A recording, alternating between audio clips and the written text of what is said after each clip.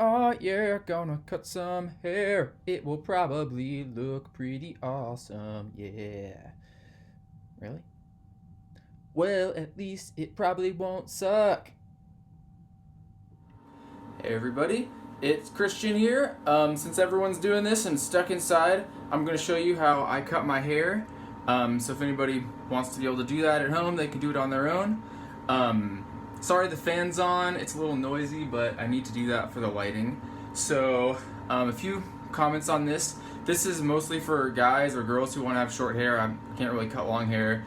The style that I'm going to show you is what I normally do if you've seen me. It's usually pretty short on the sides, a little bit longer on top, with some kind of a fade a little bit in between. I don't like to do the stark cutoff as much, but I'm also not super good at tapering, so I'll show you not a professional way to do it, kind of a ghetto way to do it, I guess you could say.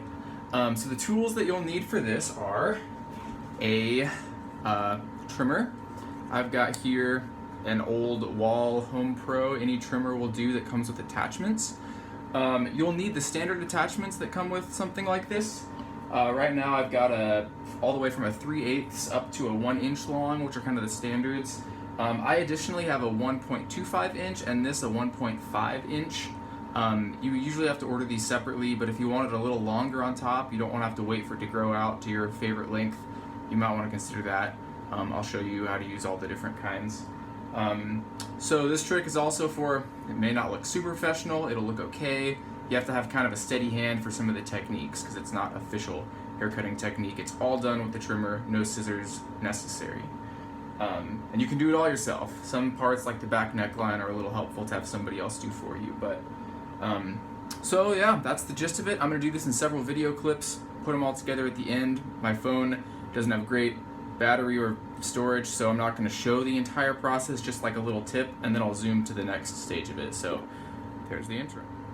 Alright, step one here, I usually like to cut the top first. I'm going to be using my 1.5 inch attachment. It's super long and wonky. Attachments longer than this tend to not work at all because the hair doesn't fold right to get cut at an even length. You can just do the top with an inch, it'll just be a little bit shorter. One note here, you'll notice that these razors slide here.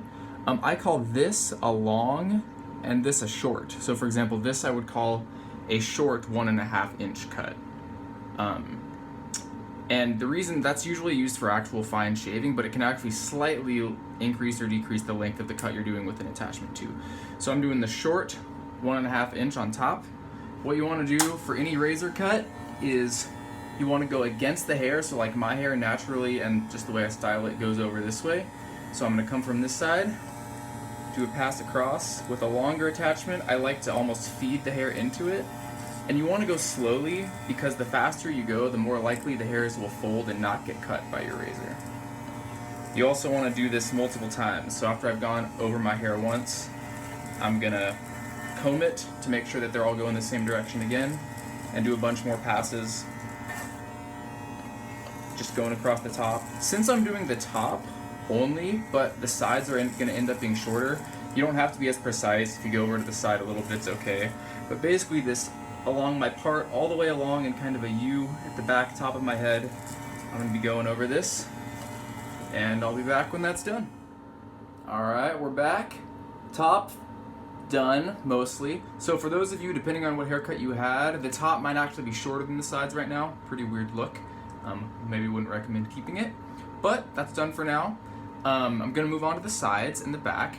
So what my goal is here is one thing you may notice about heads, and some people are more aware of this than others, people's heads aren't a perfect sphere. They've got weird shapes to them. So like, if you feel the back of your head, you may notice there's a little indent kind of around where the base of your head meets your neck. And then if you feel up your head, some people will notice like a bump. There's like a bone bump right there. So basically, if you use the exact same length of cut as you're going all around your head, those contours of your head will show in the hair if it's short enough hair. Long hair you don't notice. So sometimes we like to counteract for that. With the back, it's pretty hard to do that on your own, and honestly that little bump doesn't make much of a difference, so I tend to go pretty steady back there. One thing I like to do though, is on my head, it kind of goes up, and then there's like these flat, it almost like cuts in, egghead style maybe, and goes in like this. So if I were to use the same length of cut on the sides, what would happen is it would come up, then it would cut in really sharply, and then there'd be this poof of hair like sitting on top. And sorry, I ran out of storage on my phone, so it quit. Basically, I'm trying to taper the edges so the head appears more round. So I'm going to start up toward the top. One thing that some people do is they just cut that harsh line. They basically go along their part and say, cut all of the hair below that point to like a 1/4 inch or even shorter. Some people like that look. You can do that if you want to. For me, I'm going to kind of taper it, and you judge the taper on the sides based on how long the top is. So my top is 1.5 inches, so I'm going to start with 1 inch long as I start to taper here. If you went with 1 inch on top to start with, you might want to go down to 3/4 at this point or something, and I'm going to try to end up with about a 1/4 inch down here. So that's kind of the range that we're working with, or maybe 3/8 of an inch or something right there. So one way that I do this, there's kind of two methods. One is while you're cutting, as you're cutting up, what you do is you tilt away, and you'll see that the distance from blade to hair, as you tilt, that distance increases. So as I'm going up, if I tilt, it'll start to automatically taper, and then you kind of brush up the head. You want to have a steady hand for this. The other method is to kind of tilt it sideways and to have it at an angle. So instead of flat on your head, you're kind of tilting it away at an angle to cut along. I'm going to start with this method and then go at an angle to kind of smooth it up. So, show you what I'm doing here. I'm going to start cutting up, and once again, since the bottom's going to be shorter, it doesn't matter how low I start. And as I'm going up, just pull away, go up and pull away. And I'm kind of eyeballing that same spot that I'm starting to pull away, and it's about this point on my head, about where the forehead comes out, because that's where I don't want it to dip in too much to create that egghead effect. And then I'm going to finish this up off of camera, but one other method you can do, you can turn it sideways like this and just come through. This method doesn't grab all of the hairs as well because it's not going against the grain of the hairs. But yeah, basically we're eyeballing it. It's not a professional method. Basically you eyeball it until the hair seems smooth, and if you see one spot like sticking out a little bit more, do another sideways pass over it, do another shave up, and feel free to tilt, kind of go a little bit into those hairs on top. The only other note is on the back, I like to feel with my other hand so that I know where I am. You can't get your finger in the blade, so I kind of hold the end of the tool there. And I also kind of pull away a little bit as I come up. It's okay for there to be more of a stark line at the back of the head between that longer hair on top and the shorter hair. That's more common. But basically, as I crest that bump in the head, and it starts to go in at the top, that's where I start to pull up a bit to kind of round off that bump. So I would be coming up here, and then pulling off a little bit. And I tend to use just that method instead of the going sideways method. So I'll be back in a minute. If you have a part here, you can either cut a straight line along that part, usually at the edge of the forehead, that angle there, or you can use that angled method like I usually do to kind of taper it out a little bit so it's not that harsh line. And I'm using the inch long there. Next step, continuing the taper. I've gone down to a 1/2 inch here. You can see on this side I've actually already done it. On this side I haven't. Basically, I'm trying to even out that curve, start to bring it down to the length of my head. I do this by cutting the lower section up to the line where I've been cutting with the longer one, and then I do that angle thing. I come across at an angle with the point down, tilting it like this, and just trying to judge a good angle, making a few passes to try to even out that difference between the inch long up here and this 1/2 inch. Being careful, you gotta be steady-handed, make a few light passes, but you can get it pretty even like here. Just going from a 1/2 inch down here to about 1 inch. A small section of 1 inch is like the transition point there. Alright, sides are done, evened out those edges. Now some people might want to go taper even shorter, like with a 1/4 inch starting right here.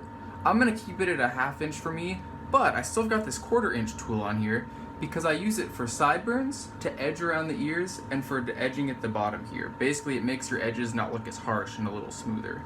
So turn on that 1/4 inch, make it at the long setting, pull up a little bit. As I start to hear the trimming sound on these sideburns, I do that tilt thing. So at the bottom the sideburns are really short, but then it tilts away. I get it at an angle like this, tilt it away from the head, go around the ears here. Want to be hearing at least some of that trimming sound. Tilt the angle in until I hear that trimming sound. Know that I'm tapering it off a little bit. Feel free to go up a little higher if you want to. Then you just keep doing that same thing at the back, feeling with your hands, just trim a little bit, tilting up as you go along the back. This is how you're tapering the very end little bits there. We're getting close, only a few more steps. Next, take off your attachment and be careful because this will cut you short. And we're gonna do the ears. We don't want the hair to be right at the ears, it'll quickly grow over them. You don't want to cut it too far away, but basically I like to fold over my ear and just put this at an angle, and you can see there, cut like a little U shape just over the edge. I find it's easier to do with this than with scissors, just getting that nice shape there. And then while you're at it, you can trim your sideburns to where you want them as well. One more note on contouring the sideburns. Once you've got them to the length that you want, I like to push it forward, and if any hairs are sticking out in the front, I just cut them into line. That way, no matter how your hair moves during the day, your sideburn will still look even. Now we're trimming up the back neckline. If you're feeling brave, you can do this yourself or have a friend do it. Turn on your razor. Gotta have a little mirror here. Turn around so you can see it. You'll start to see issues in your own cut as you do this. So like for example, right here, there's a spot that I need to adjust. I'll do that later. For now, I come down here, you'll see my natural hairline is way up here.